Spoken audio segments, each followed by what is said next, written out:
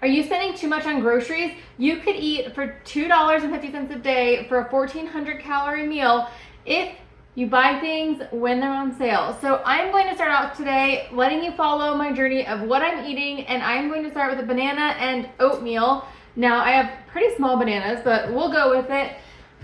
I have added up everything that I'm going to eat today. I usually don't plan my meals before I start the day, but we did that today. And for banana and then a low sugar oatmeal, we come in under $1. I also have added in potentially eating a protein ball if I'm still hungry. And if you haven't seen that protein ball video, it is right here for you.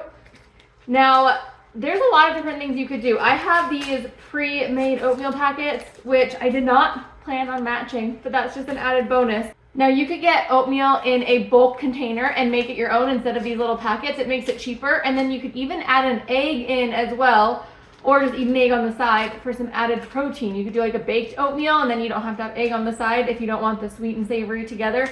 But anyways, throughout the day, I will be showing you what I eat, and I will be giving you the breakdown of how much protein, how many calories, and how much it costs. And I'll be giving you some helpful tips and tricks on how to save money.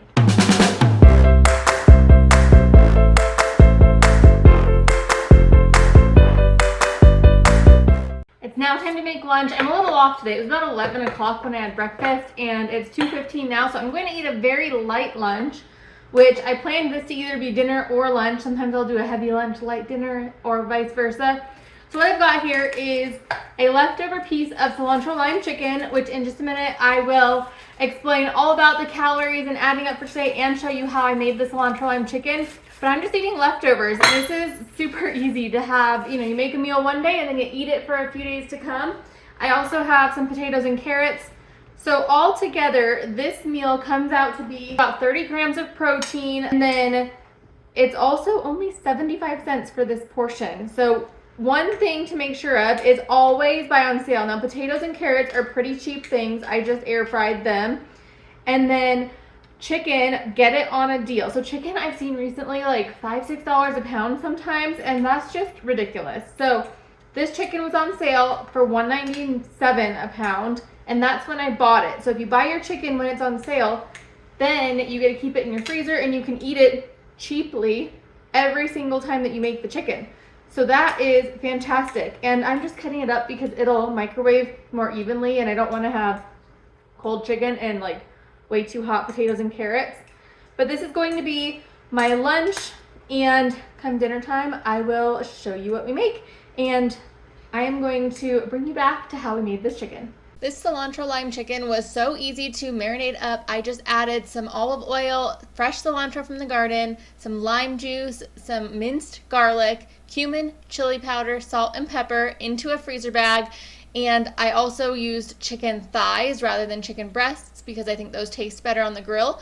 And we just cooked it up on the grill, and that was all we needed. But for the cost for this one, the cost for this meal is somewhere around 75 cents, maybe give or take, given the other ingredients added. And then the total calories for this lunch is approximately 265, and the protein is around 30 grams. So this was a very successful lunch. All right, we're back on track. It is now 5:30 about, which will be perfect because we had that lighter lunch, but it was later in the day. I'm going to make up some pork and mac and cheese and barbecue pork. Oh, I didn't grab the barbecue sauce. Let me grab that. This is the reason that I'm making this. I have this jar of barbecue sauce that's in my fridge. That's actually been the theme of today. I've just been using up things in my fridge. It just happened to be that it works out to be really cheap. I mean, that's every day. Every day ends up being a cheap day when you cook the way that I do with shelf cooking. So, not the most healthy, but it still fits within the calories and the protein. I'm going to make some mac and cheese. Has 9 grams of protein per serving if you eat the full serving. I think I usually turn this type of a meal into 4 meals, and then I'll maybe eat a vegetable on the side or something. 1 serving is a third of the box, and I usually do a quarter of the box. But I'm just going to get this open. I'm also going to make barbecue pork. Now, okay, tips and tricks financially. Mac and cheese, you can get it for like under $1 a box if you get it in the pack of 5. And then a cooking tip is that you can cook mac and cheese in your Instapot and not have to do the whole wait for the water to boil and then drain it. You just do everything in here. So what you want to do is you want to cover the noodles until they're just barely covered. Maybe a little bit more than just barely if you have these like tiny Kraft noodles. But if you have bigger noodles, basically the more noodle surface area, the little bit more water you need. The less noodle surface area, the less water you need, because it just depends on how much noodle you actually have. So let me get some water in this. I think I did this last time and I wasn't thinking. Let me pour that water out. I'm gonna use the pork stock. There's a little bit of water in there, but goodness. Okay, the pork. I'm gonna use the pork stock instead of water to make the mac and cheese taste better. Not that mac and cheese doesn't already taste delicious, but I needed something to do with the pork stock. So that's a perfect way. I usually really like making noodles with stock, and then I usually just forget to do it. So we're doing it. Throw the lid. You can see here that my noodles are just barely covered. Maybe I need a little bit more water, but that's about how much you need. I'm going to get this started. I just cook it on the rice setting, and it turns out perfect every time I do any kind of noodle, unless it's a really teeny tiny noodle. So we talked about the trick for getting cheap mac and cheese. Now the tip for cheap pork is to get a giant like pork roast or a pork butt when it's on sale for 99 cents a pound. And I got 2 last time, and what I did was I took one of them, I cut it into chunks, and then I canned it, and then I canned pork stock out of the other part. So I got 2 products, and now I don't have to buy stock. I do the same with turkey. I make stock out of it and I can it. You don't have to can it though. You could just throw the pork into your Instapot or into your slow cooker or into your oven, let it cook, shred it, freeze it, and then make your pork stock, freeze that as well, and it would be the same thing. It would be very cheap meat that then you can use later. So what I'm going to do here though is pour, this happens every time. Let me get this open. Okay, so now I've got the barbecue sauce, and 1/2 pint goes for 1 pint of pork. Does that make sense? 1/2 pint of sauce for every pint of pork. It's like a 2-to-1 ratio. And the reason this is in my fridge is because I did this recently. Now I only have 1 more jar of pork, so I need to be making some pork pretty soon, which I do still have one in my freezer. So I will do that. But the basic gist here of how to get your meals cheap is just to buy a little bit bigger and then put meals in the freezer. So you have to start slow because you can't just buy everything all at once. But if you are interested in seeing how you can get started, I have a couple of videos on how to spend, I think it was $25 a week on groceries. I will link those too down below, that way you can see it. That's a great example of how to get started building up your stock, and it does have an example of how to get a whole pork roast and then store some in your freezer as well. Of course, if you have a larger family, you'd just be doing it all on a larger scale. So I've got this pork all mixed together. I'm going to stick it on the stove. It's already cooked, it just needs to heat up, so I'm going to put it on low. And then something else that I like to do is I like to get prepped for the mac and cheese. So I like to use powdered milk just because I don't ever have milk on hand. And so what I do is I tear open the cheese, and then I add a little bit of milk powder to it, because then I'm ready to go. And I just put a little scoop, oops, there we go. And then I can put this away. I also like to clean as I go. It's just more efficient. And then we'll take a little bit of the butter. And honestly, I stick that right there as well, and we'll just get that out when we stick it in. Out in, Okay. So at this point, it's just a waiting game. I'm going to get some dishes, I think, maybe.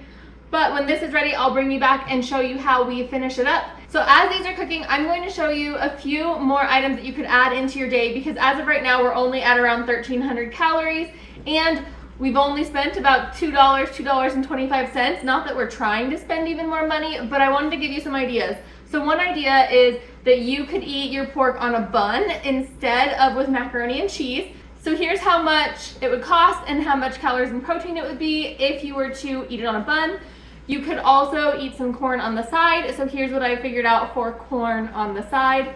And then another idea that I had was in the middle of the evening, if you want a little snack, you could eat some peanuts. And here are the numbers for peanuts. Now, of course, you could mix and match these with any of the other items that I put in those 2 videos that I mentioned before on the spending $25, but realistically, you can eat for cheap each day so long as you are cooking from home, buying in bulk, prepping in bulk. That's really the trick of it. And the other half of the trick is to shop your pantry and use what you have.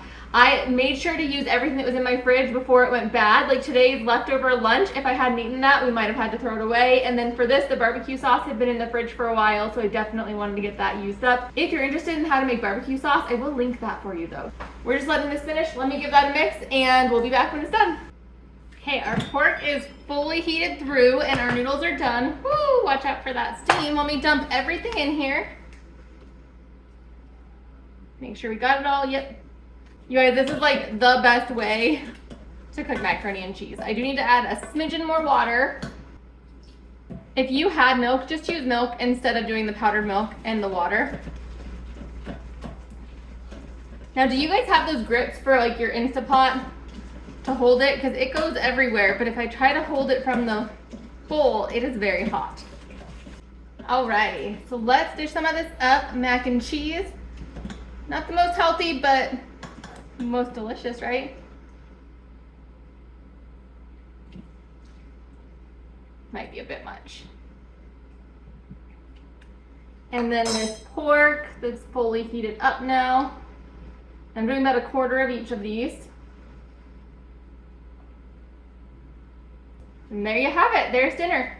Anyways, if you enjoyed this video, please give it a thumbs up. If you're new here and haven't yet, please subscribe. I'll pop those 2 videos up here about eating for $25 a week, and I will see you next time. Bye-bye.